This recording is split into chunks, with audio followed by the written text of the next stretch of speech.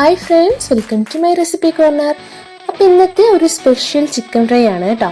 അതും നമ്മുടെ നല്ല നാടൻ സ്റ്റൈലിൽ സൂപ്പർ ടേസ്റ്റിൽ ക്രിസ്പി ആയിട്ടുള്ള ചിക്കൻ ഫ്രൈ. അപ്പോൾ ഇതുവരെ ചാനൽ സബ്സ്ക്രൈബ് ചെയ്തിട്ടില്ലാത്തവർ പ്ലീസ് ഒന്നങ്ങ് സബ്സ്ക്രൈബ് ചെയ്തേക്കണേ. അപ്പോൾ ഞാനിവിടെ 1 കിലോ ചിക്കനാണ് എടുത്തിരിക്കുന്നത്. ഇത് വിനാഗിരിയും ഉപ്പും ചേർത്ത് കഴുകി വൃത്തിയാക്കി എടുത്ത നല്ല നാടൻ ചിക്കനാണ്. അപ്പോൾ നാടൻ ചിക്കൻ കുക്കായി വരാനായിട്ട് കുറച്ച് ബുദ്ധിമുട്ടാണ്. അപ്പോൾ ഞാനിവിടെ ഒരു അരമണിക്കൂർ തൈരിൽ കുറച്ച് വെള്ളം ചേർത്ത് സോക്ക് ചെയ്തെടുത്തിട്ടുണ്ട്. അപ്പം അങ്ങനെ ആകുമ്പോൾ ഫ്രൈ ചെയ്യുമ്പോൾ ചിക്കൻ നല്ല സോഫ്റ്റ് ആയിട്ടുണ്ടാവും. അപ്പോൾ ഇവിടെ ലെഗ് പീസ് ഒഴികെ ബാക്കിയെല്ലാം ചെറിയ പീസായിട്ടാണ് മുറിച്ചെടുത്തിരിക്കുന്നത്. അപ്പോൾ വലിപ്പമൊക്കെ നിങ്ങളുടെ ഇഷ്ടത്തിനനുസരിച്ച് കട്ട് ചെയ്തെടുക്കാം. അപ്പോൾ ആദ്യം ചിക്കനിലേക്ക് ഒരു 2.5 teaspoon ginger garlic paste, 2.5 table spoon മുളക് പൊടി. ഇത് നല്ല എരിവുള്ള മുളക് പൊടിയാണ്. ഇനി 1.5 ടീസ്പൂൺ മല്ലിപ്പൊടി, 2 ടീസ്പൂൺ കുരുമുളക് പൊടി, 1 ടീസ്പൂൺ ഗരം മസാല, 1/4 ടീസ്പൂൺ മഞ്ഞൾപ്പൊടി, 2 ടീസ്പൂൺ പെരിഞ്ജീരകം, 2 ടേബിൾ സ്പൂൺ മൈദപ്പൊടി, 2 ടീസ്പൂൺ ഉപ്പ്, കുറച്ച് കറിവേപ്പില. ഇതെല്ലാം കൂടി ഒന്നങ്ങ് മിക്സ് ചെയ്തെടുക്കാം.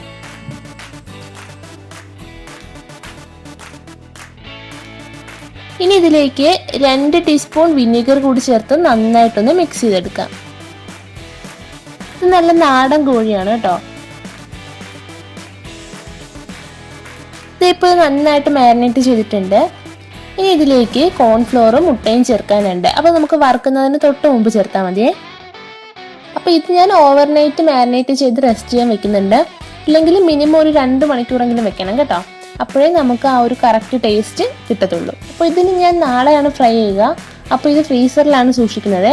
അപ്പോൾ ഇത് ഓവർനൈറ്റ് റെസ്റ്റ് ചെയ്ത് എടുത്തിട്ടുള്ളതാണ്. ഇതിപ്പോൾ കാണുമ്പോൾ തന്നെ നിങ്ങൾക്ക് നന്നായിട്ട് മനസ്സിലായിട്ടുണ്ടാകും. നന്നായിട്ട് ഇതേ മസാലയൊക്കെ പിടിച്ചിരിക്കുന്നുണ്ട്. ഇപ്പോൾ ഇതിലേക്ക് 2 ടേബിൾ സ്പൂൺ കോൺഫ്ലോർ ചേർത്ത് കൊടുക്കാം. ഇനി ഒരു കോഴിമുട്ട കൂടി പൊട്ടിച്ചൊഴിക്കാം.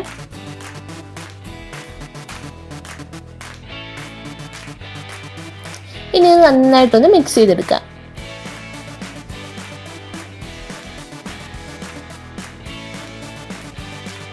അപ്പോൾ ഇത് നമ്മുടെ ചിക്കൻ ഇവിടെ ഫ്രൈ ചെയ്യാൻ റെഡി ആയിട്ടുണ്ട്. ഇനി നമുക്കിത് ഫ്രൈ ചെയ്തെടുക്കാം. അതിനായിട്ട് ഞാനിവിടെ കുറച്ച് വെളിച്ചെണ്ണ ചൂടാക്കി എടുത്തിട്ടുണ്ട്. അപ്പോൾ നല്ല ഹൈ ഫ്ലെയിമിൽ വെച്ചുകൊണ്ട് തന്നെ ചിക്കൻ പീസൊക്കെ നമുക്ക് ഇതിലോട്ട് ഇട്ട് കൊടുക്കാം.